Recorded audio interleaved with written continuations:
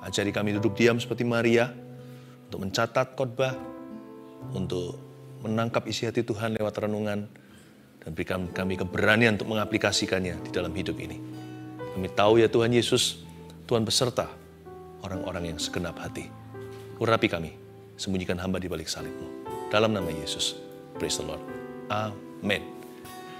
Senang bisa memberikan renungan lagi.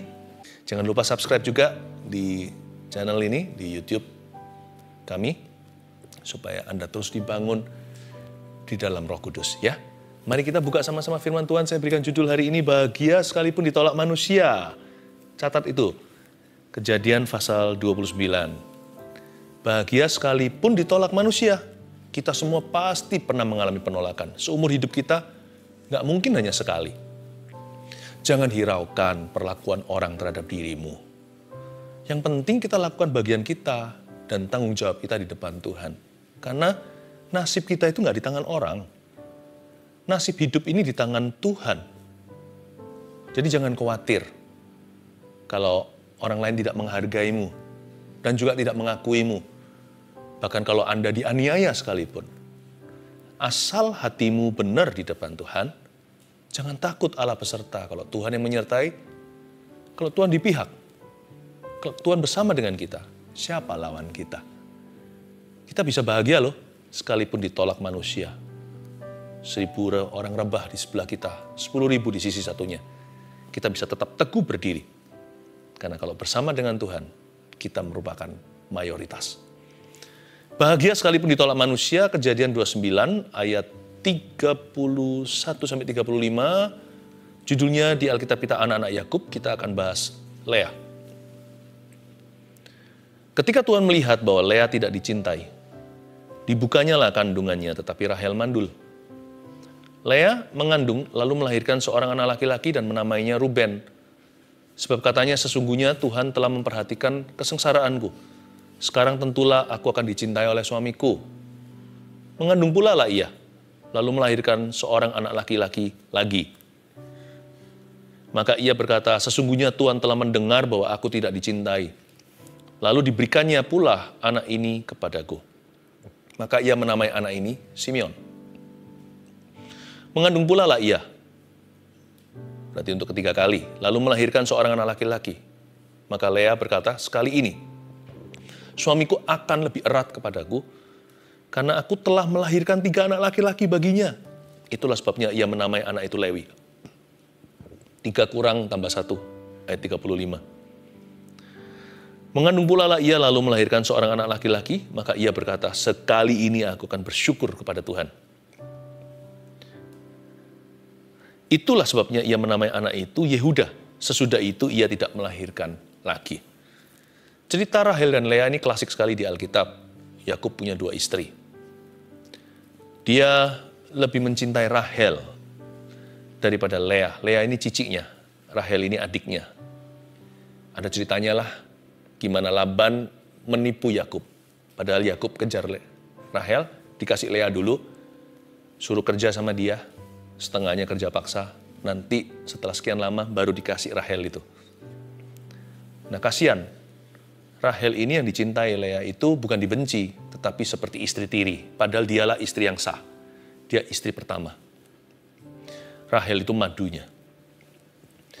Dan ayat 31 berkata begini, ketika Tuhan melihat bahwa Lea tidak dicintai, harusnya nggak bahagia ya, perempuan kan menikah dengan satu laki-laki. Seumur hidup ya prianya ya itu. Nggak bisa dia sama orang lain, jadi kalau dia happy, dia happy. Kalau dia tidak bahagia, ya nggak bahagia seperti neraka seumur hidupnya. Tapi hari ini kita pelajari bahwa bahagia nggak itu kita yang memutuskan dengan Tuhan. Memang Lea masuk di dalam suatu stigma, dia masuk di dalam sebuah jebakan, bukan atas pilihan, apalagi di zaman perjanjian lama, semua pernikahan itu arranged marriage, atau semua itu dijodohkan oleh orang tua. Nah Lea dijodohkan, mungkin bukan true love, bahkan bukan love at first sight. Tapi dia harus menikah dengan pria ini namanya Yakub. Kok nggak dicinta? Lea harusnya tidak bahagia. Tetapi Tuhan itu melihat, ayat 35. Ketika Tuhan melihat, ayat 31 sorry. Ketika Tuhan melihat bahwa Lea tidak dicinta, dibukanyalah kandungannya. Kok malah dibuka kandungannya. Yang tidak dicintai atau yang ditirikan, malah kandungannya dibukakan. Dia yang dipilih kasih, malah berbuah lebat. Diberi 4 laki-laki, anak laki-laki.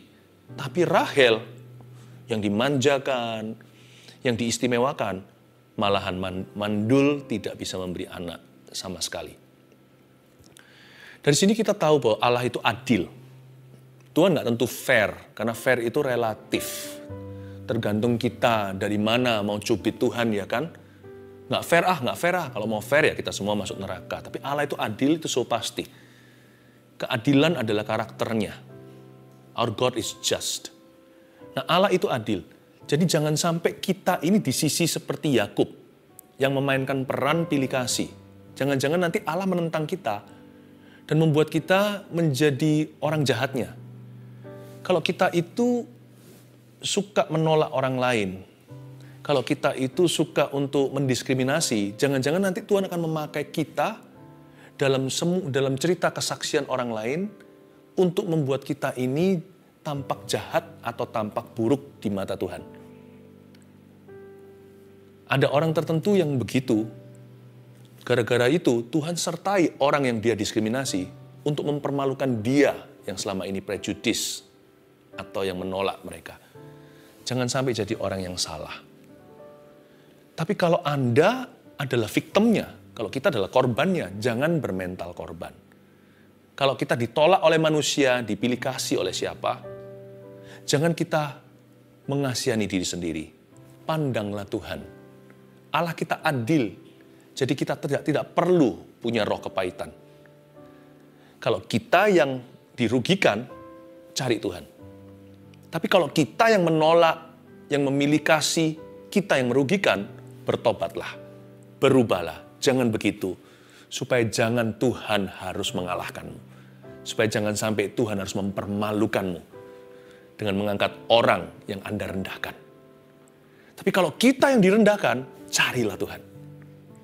Ternyata kita bisa bahagia loh sekalipun ditolak manusia atau seluruh dunia. Ayat 32, Lea mengandung, lalu melahirkan seorang anak laki-laki dan menamainya Ruben, sebab katanya, sesungguhnya Tuhan telah memperhatikan kesengsaraanku. Garis bawah itu. Arti kata Ruben adalah Tuhan memperhatikan. Ya. Lalu kita lihat ayat yang 33, saya ajak kita Bible study ya. Mengandung pula lah ia lalu melahirkan seorang anak laki-laki, laki lain. Maka ia berkata, sesungguhnya Tuhan telah mendengar bahwa aku tidak dicintai. Lalu diberikan pula nama anak itu Simeon. Nah, anak kedua namanya Simeon. Artinya Tuhan mendengar. Catat dulu ini. Nanti saya berikan poinnya terakhir. Dan itu berhubungan dengan makna nama anak-anak Yakub, putra-putra Lea. Anak ketiga namanya Lewi, artinya apa? Kita lihat ayat 34 sekali lagi kita baca. Mengandung pula lah ia lalu melahirkan seorang anak laki-laki. Maka ia berkata, sekali ini suamiku akan lebih erat padaku. Karena aku telah melahirkan 3 anak laki-laki baginya. Ya. Lewi di sini ada hubungan dengan kata aku telah melahirkan atau aku telah berusaha. Jadi menunjuk kepada usaha jeripayah seorang manusia. Yang keempat, mengandung pula lah ia lalu melahirkan seorang anak laki-laki, maka ia berkata, sekali ini aku akan bersyukur kepada Tuhan. Itulah sebabnya ia menamai anak itu Yehuda. Suku Yehuda ini suku terkenal karena dari suku inilah Yesus Kristus. Apa arti Yehuda? Persis seperti kalimat Lea. Sekali ini aku akan bersyukur pada Tuhan. Yehuda artinya praise atau puji-pujian. Ada 4 sumber bahagia untuk kita. Dan happy kita tidak bergantung perlakuan manusia. Pasti kita pernah mengalami perlakuan tidak adil. Jangan-jangan kitalah yang memperlakukan orang lain tidak adil. Sekali lagi saya ingatkan, kalau kitalah orang jahatnya, bertobatlah. Tapi kalau kita adalah orang yang dirugikan, jangan kita itu putus asa. Masih ada Tuhan. Bahagia tidak itu terserah Anda dan Tuhan Yesus.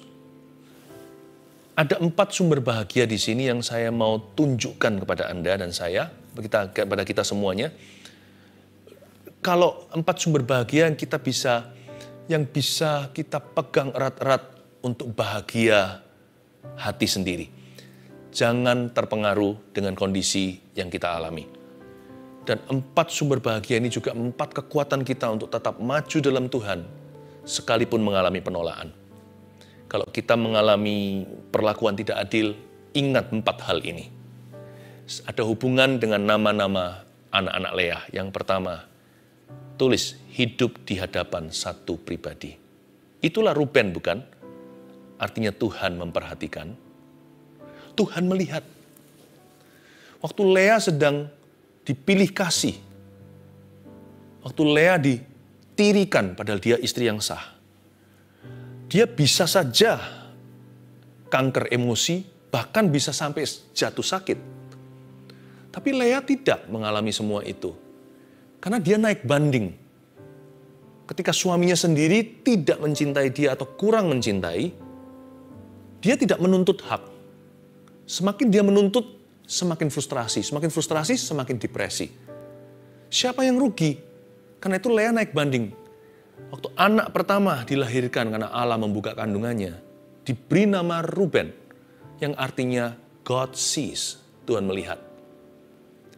Jadi dengan kata lain, Lea mencetuskan dengan imannya bahwa sumber bahagianya bukan bahkan pada suaminya. Orang yang harusnya paling dekat sama dia.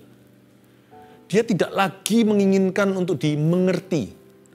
Kalau dia begini, nanti lama-lama dia frustrasi. Karena itu dia berkata, as long as God sees. Selama Tuhan melihat, aku bahagia. Ruben, Tuhan memandang saya. Dengan kata lain, Lea mencetuskan, hidupku itu hanya di hadapan satu pribadi saja. Jadi kenapa saya harus sedih berlama-lama? Peduli amat apa kata orang, selama hatiku benar di hadapannya. As long as my heart is right, kita tidak perlu terlalu terpengaruh. Seluruh dunia mikir apa tentang kita? Apa cara pandang mereka? Apalagi di zaman teknologi hari ini, semua orang sangat peduli komentar orang lain, padahal gak tentu kenal. Orang-orang tersebut yang memberikan komentar yang menjatuhkan iman Anda, atau yang membuat Anda jadi emosi, atau membuat Anda jadi down sekali. Orang-orang ini tidak tentu punya sumbangsi apa-apa dalam kehidupan Anda. Kenapa kau berikan tempat pengaruh dalam hidupmu? Berikan tempat pengaruh dengan P huruf besar itu pada Yesus Kristusmu. Pastikan dia komentar tiap hari dalam hidupmu lewat firman-Nya. Berkaca, bercermin tiap hari dalam Roh Kudus-Nya. Kalau kita punya prinsip ini, kita bisa hidup damai sejahtera. Bukan berarti eksklusif hati, nggak mau diberikan masukan. Ya enggak. Tapi kita punya rasa aman yang tinggi dalam Tuhan. Orang begini justru lebih bisa dikoreksi loh. Coba pandang, coba renungkan. Orang yang paling nggak bisa dikoreksi. Orang yang nggak menerima masukan, itu biasanya orang yang sangat nggak aman nih hatinya. Jadi belum apa-apa, dia langsung bela diri padahal dia bukan seorang karateka. Taekwondo nggak bisa, pencak silat nggak tahu. Tapi pencak hati luar biasa sekali. Orang baru ngomong sekali, langsung bela diri, langsung serang balik. Aneh ya, semakin tidak aman, semakin Anda tertutup. Tapi semakin kita itu aman. Stick and stone can break my bone. Batu dan tongkat bisa patahkan tulangku. But your words cannot kill me. But kata-katamu tidak bisa membunuh aku. Orang begitu justru malah menerima perkataan orang lain. Oh gitu ya menurut kamu ya. Ketika dia dikoreksi, dia bisa menerima lapang dada seolah-olah itu orang lain dikoreksi pihak ketiga. Dia bisa mengevaluasi dirinya seolah-olah dia keluar dari tubuhnya dan melihat diri sendiri dan kelemahannya dan tertawa. Iya ya, aku kok bisa begitu ya. There's no need to be defensive. Tidak perlu untuk membela diri sama sekali. Kalau orang itu tahu Tuhan membelanya, hatinya benar. Dia bisa terima masukan. Jangankan dari manusia, apalagi dari Allah. Orang begini ini teachable spiritnya. Makanya itu dimulai dengan nomor 1 dulu. Bahagia kita itu nggak perlu ombang-ambing. Bahagia kok tombolnya ditaruh di tas orang lain. Bahagia itu tombolnya di tas kita sendiri. Kita bawa sendiri di hati. Jangan sampai kita itu mudah tercuri damai sejahtera. Sebab belajar dari Lea. Ruben, God sees. Inilah pengalaman hidupku 9 bulan mengandung anak pertama. Aku mengingatkan diriku awal mula bulan pertama, aku sedih dan pedih hati. Tapi setiap bulan tambah bulan, semester pertama, semester kedua, semester ketiga kehamilan, aku semakin kuat beriman. Akhirnya aku mengerti, as long as God sees my heart, I'm happy. Selama Tuhan melihat, memperhatikan hati saya, I'm fine-fine saja. Ini campur-campuran dia. Aku baik-baik saja, I'm okay. I'm okay. Hidup ini pernyataan Lea. Kata Ruben itu artinya hidupku di hadapan satu pribadi saja. Hiduplah di hadapan satu penonton. Namanya Tuhan Yesus. As long as my heart is right. Nah, triknya di sini. Jebakannya. Nah, kalau hatinya nggak benar gimana? Kalau hatinya nggak benar, buahnya juga nggak benar. Pasti bela diri tadi. Pasti serang kanan kiri, kepahitan, kecewa. Pasti kelihatan lah, nggak bisa disembunyikan ikan busuk itu dibungkus koran.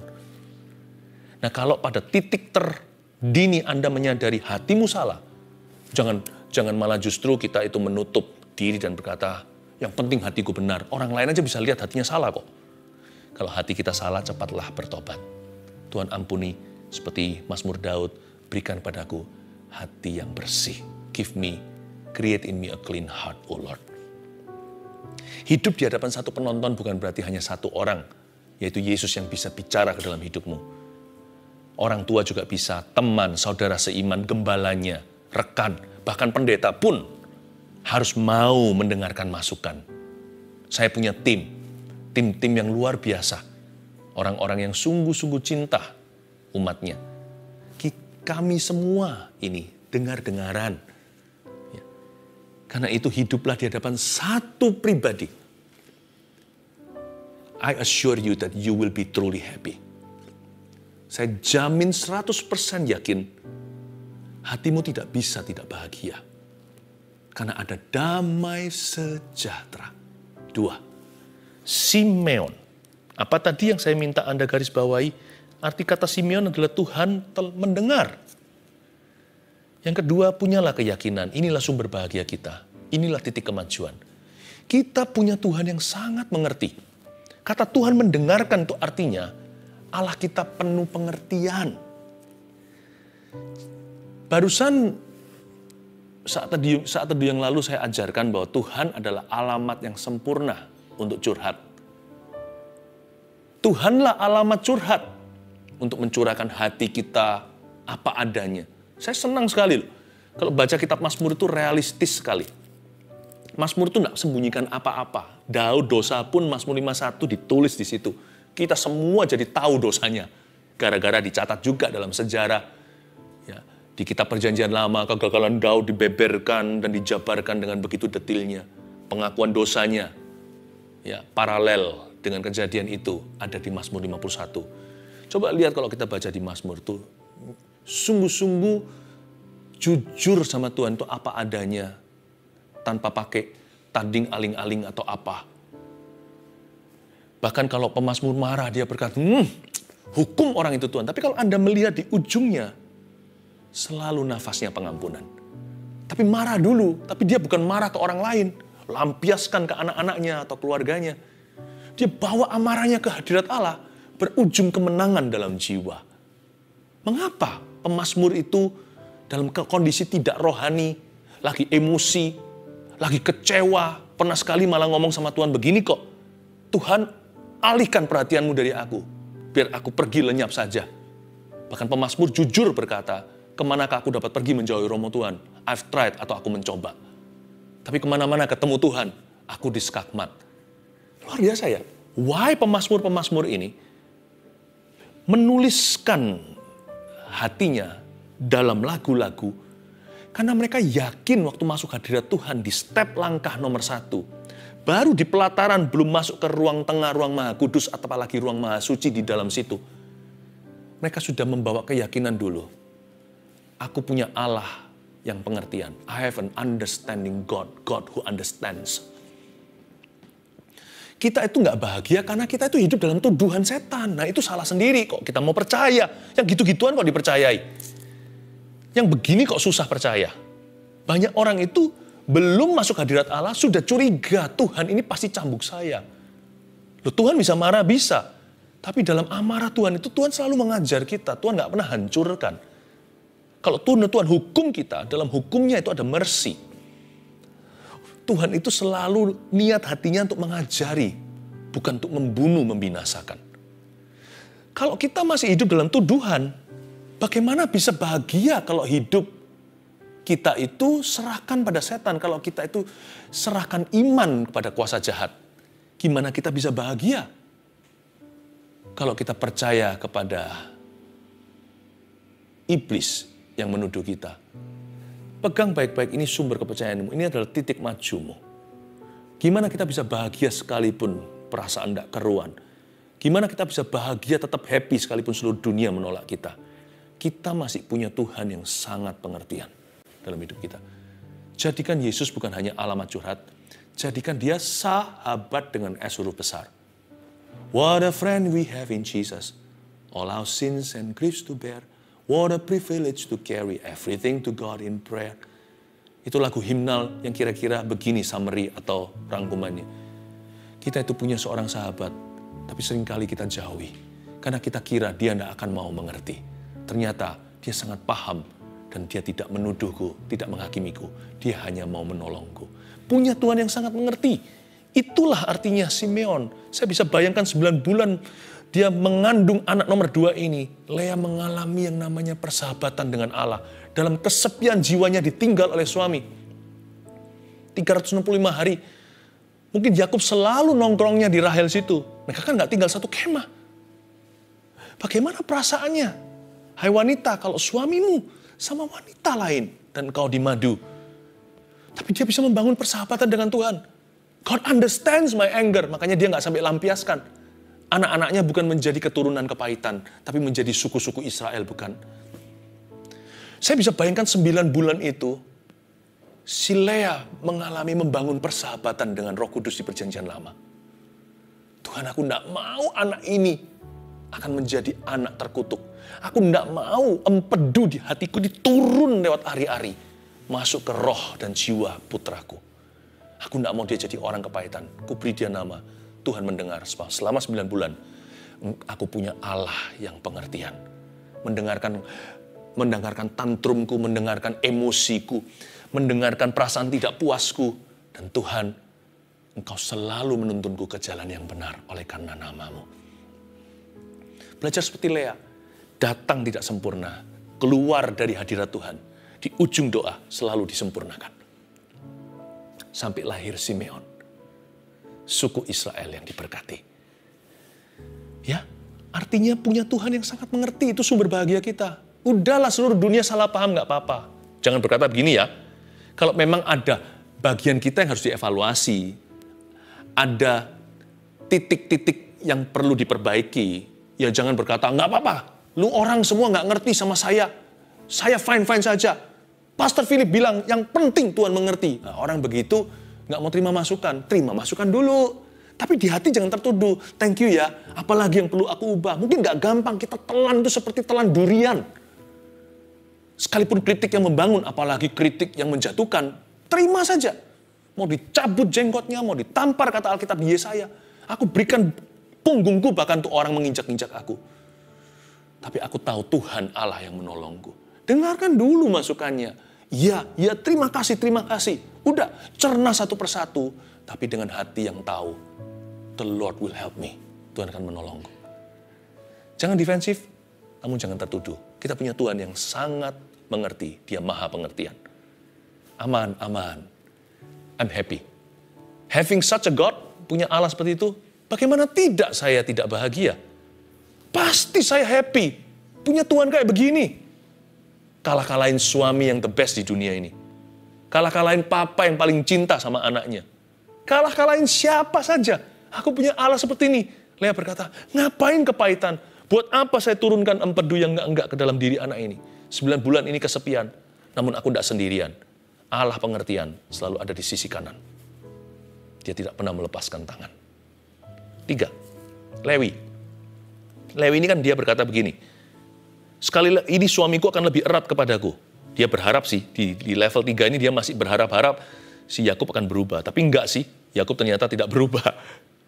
Karena aku telah melahirkan 3 anak laki-laki baginya. Kedengarannya seperti dia banggakan. Lihat, aku telah melahirkan 3. Tapi sebenarnya yang dia lakukan adalah poin ketiga, catat ini. Gembira dengan usaha kita. Gembira dengan usaha hati maksudnya. Daripada dia merenungkan dan meratapi, mengasihani diri sendiri. Nasib kenapa aku begini?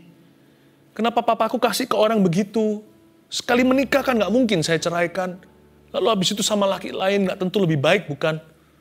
Aduh Tuhan, kenapa nasib? Enggak. Dia berkata, pokoknya aku akan berusaha dan aku bangga dengan usahaku. Dia gembira dengan usaha hati. Dia berkata, aku sudah berusaha. Masih berharap-harap sih.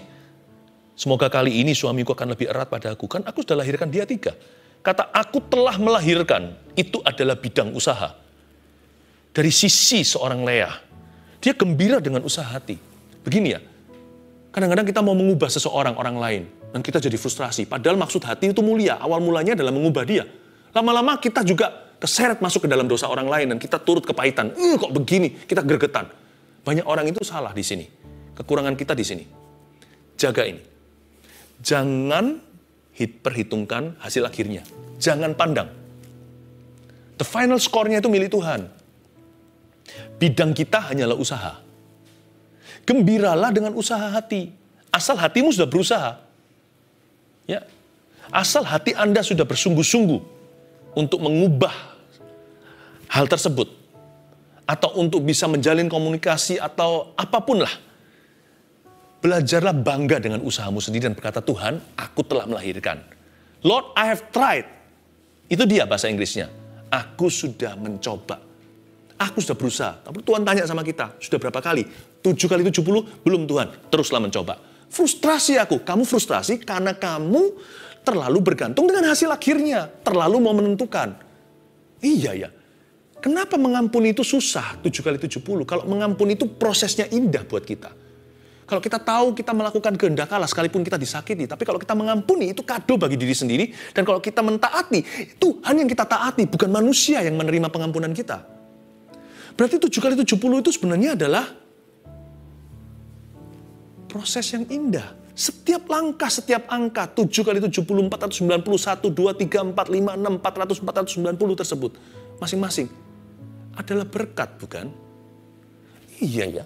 Kamu frustrasi karena terlalu pegang erat hasil akhirnya. It's got to be as I expect it to be. Itu harus menjadi seperti yang kuharapkan. Ini jangan di otak-atik, ini milik Tuhan. Hasil akhir, final score belongs to God. Your portion, porsi kita, adalah usaha kita. Gembira saja dengan usaha itu. Saya berusaha sebagai hamba Tuhan. Kadang-kadang saya berusaha, orang nggak diselamatkan. Saya bisa sedih gitu loh. Orang ini kenapa belum mau terima Tuhan? Tapi Tuhan berkata, kamu nggak senang memberitakan Injil? Senang Tuhan. Roh Kudus ngomong begitu. Oh iya ya, tiba-tiba saya sadar. Tuhan kadang-kadang kalau mau mencelikkan kita, melempar pertanyaan. Saya disuruh nginjili lagi dan lagi 490 kali sampai saya mati. Nggak ada satu pun bertobat. Saya tetap senang memberitakan Injil karena Injil adalah kesukaan. Saya hanya gembira dengan usaha saya. Hasil akhirnya milik Tuhan. Ada orang mau mundur dari pelayanan, mundur dari Tuhan. Saya sudah berusaha mati-matian, mau dikonselingi, didoakan, dibaikin, ya kan, dideketin, bahkan diperingatkan, please jangan, bahkan dimohon-mohonin. Saya betul-betul sampai memohon-mohon, please jangan meninggalkan Tuhan. Meninggalkan Tuhan juga. Mana nggak sedih? Kalau yang punya hati gembala, pasti merasa sakit melihat orang lain meninggalkan jalan kebenaran. Tapi setelah itu terjadi, saya serahkan final score-nya ke Tuhan.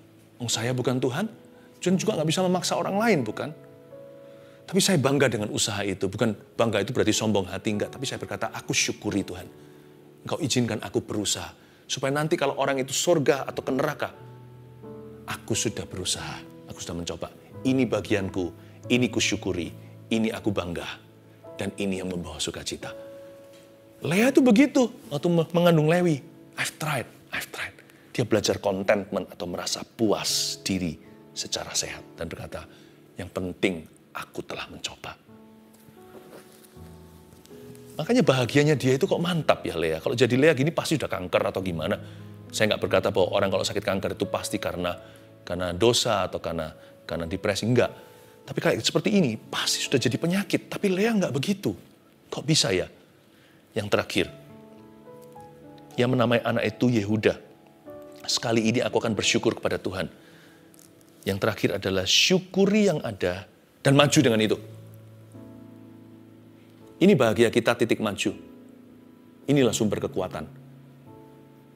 Syukuri yang ada. Waktu dia lahirkan Yehuda 9 bulan itu dia berkata, ya sudah, aku akan mulai dengan 3 anak dan nggak tahu ini sekarang gendernya apa. Ya, tapi waktu lahir dikasih nama Yehuda karena dia tahu itu laki-laki. Dia berkata, 9 bulan ini, this has been my experience, inilah pengalamanku dengan Tuhan.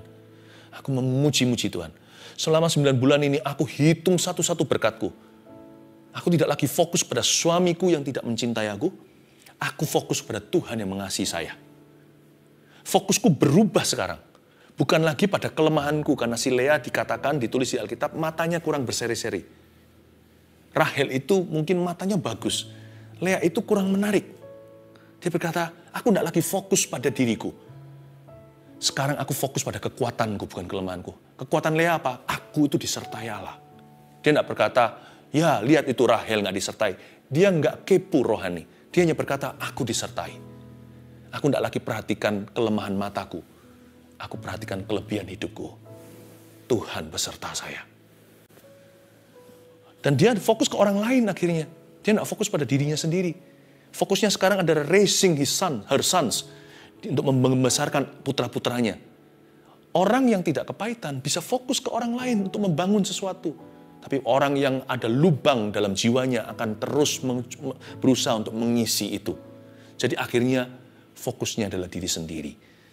Lea berkata seperti ini, aku syukuri selama 9 bulan ini. Aku syukuri Ruben, aku syukuri Simeon, aku syukuri Lewi. Sekarang aku syukuri janin yang satu lagi. Ketika keluar dia berkata, puji Tuhan. Aku syukuri dengan apa yang ada padaku. Dan aku akan maju dengan itu. Aku punya 4 anak, aku akan kelola. Mereka baik-baik. Dan mulai dengan ini, ku bangun rencana Tuhan di hidup saya. Hebat Lea. Saya ingin untuk menekankan bahwa ada hal-hal tertentu yang perlu kita tinggalkan di hati. Jangan tinggalkan di hidup ya. Nanti jangan-jangan nanti orang aplikasikan secara salah. Lalu tinggalkan temannya, keluarganya. Sudah, saya sudah tinggalkan kamu. Nggak boleh begitu. Kita tetap harus jaga semua hubungan.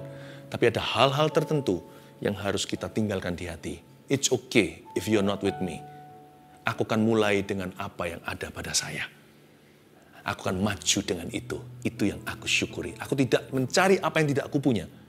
Aku syukuri apa yang masih kumiliki. Dengan itu akan kukelola menjadi rencana Tuhan yang indah. 1, 2, 3, 4, bahagia sekalipun ditolak manusia. Hidup di hadapan satu pribadi. 2, punya Tuhan yang sangat mengerti. 3, gembira dengan usaha hati. 4, syukur yang ada dan maju dengan itu.